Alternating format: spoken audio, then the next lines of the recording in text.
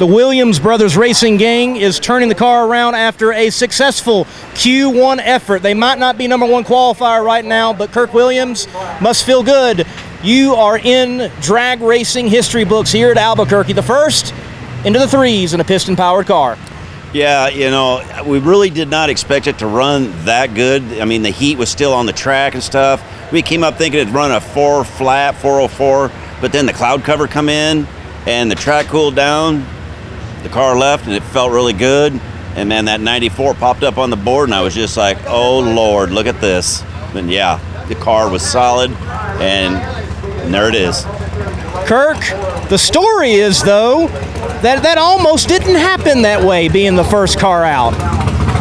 Yeah, no, as far as trying to get up there, we was just trying to get going and I thought they called everybody to the lanes already. So we're going up there, and then Will Hanna, he was going to bring out Zimmerman. I was like, go ahead, go on up. I don't care. And then he just waved us on through. And then we wound up being the first pair up there. It's like, all right, well, it's going to be, this is what's going to happen. So this is what we did.